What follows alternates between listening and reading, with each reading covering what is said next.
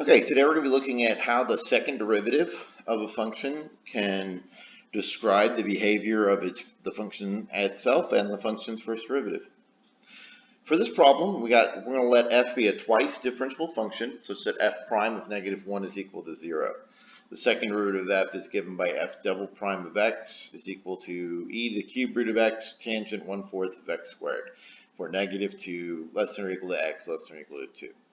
All right, now I just made up this equation here. Whether or not its integral is even something we can find or has the property that f prime of 1 would equal 0, none of that. Don't worry about any of that. The point is, what can we say if we had a function that behaved like this? Our first question is, for what value of x is f concave down? Remember, we're just looking on this interval here. So concave down means the second derivative is negative. Well, I've gone ahead and graphed f double prime here, and I just took a snapshot of it and put it here. And you can see that from this region here, we are below the x-axis. And indeed, f double prime does equal 0 at 0, because the tangent at 0 is 0. And we're going to say that f prime is concave down from -2 to 2. And we're going to say f is concave down on that interval, and that's simply because f double prime of x is negative. Okay. Does f have a relative maximum or a minimum at x equals -1? Well, we were told that f prime of -1 equals 0, so we can use the second derivative test. To use the second derivative test, I simply need to be able to establish an open interval containing my critical number. I've got a critical number right here. So I need to establish an open interval. Well, we know that it's twice differentiable on that interval, so just from the problem, we can go ahead and say that f double prime exists. And I just need any open interval containing the critical number that I'm trying to test. So we'll just use the interval that we were given. Okay. We were given a closed interval, but I can easily just state that it's an open interval. That's all I need. Okay, so that's all I need to set up for the second derivative test. Now I just need to do the second derivative test. Well, f double prime of -1, you can see from the graph, is a negative number. And so what that means is the graph of f is concave down. So we know that the first derivative is 0, so we have a horizontal tangent line. But if a graph is concave down at a point where we have a horizontal tangent line, well, that could only mean, here's something concave down, that could only mean that the point that we found, that point with a horizontal tangent line, is a maximum. So we'll just simply say by the second derivative test,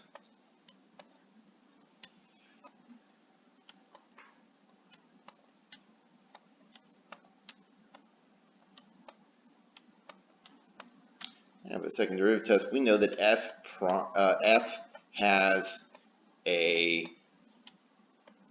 relative maximum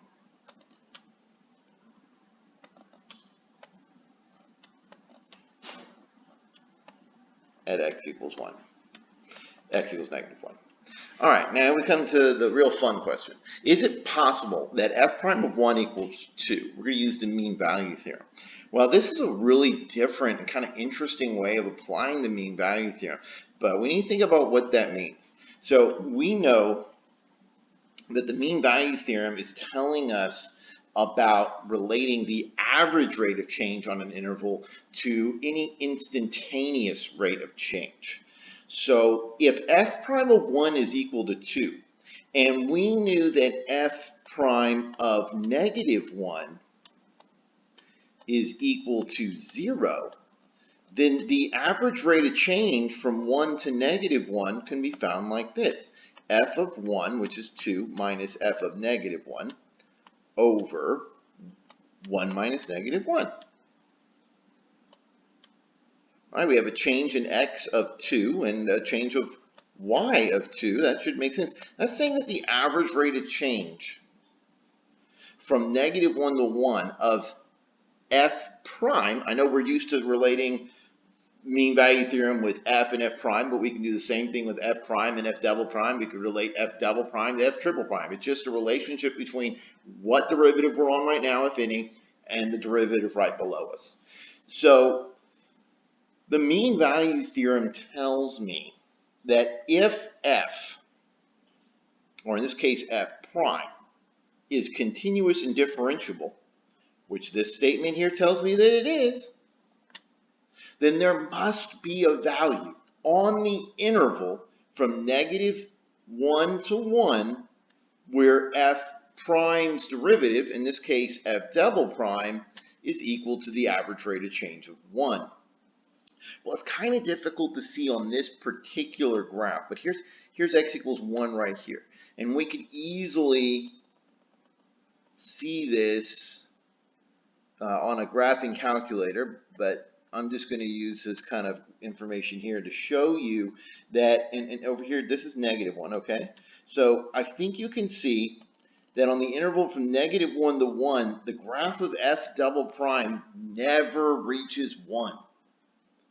So it's totally not possible that f prime of 1 was 2. It's not possible because the derivative of f prime never takes on that value that we would get for an average rate of change.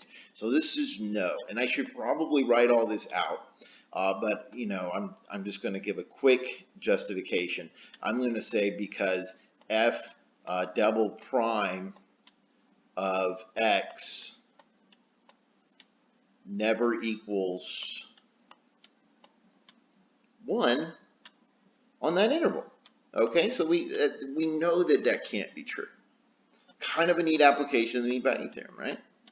Okay, is there a point of inflection of f on the interval from -2 to 2? That just means does f double prime change from negative to positive or positive to negative? And yeah, the answer is absolutely. At x equals 0 because f prime changes sign. F double prime changes from positive to negative.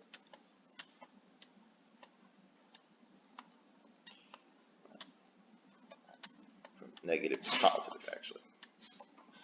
All right, and that's it for this one.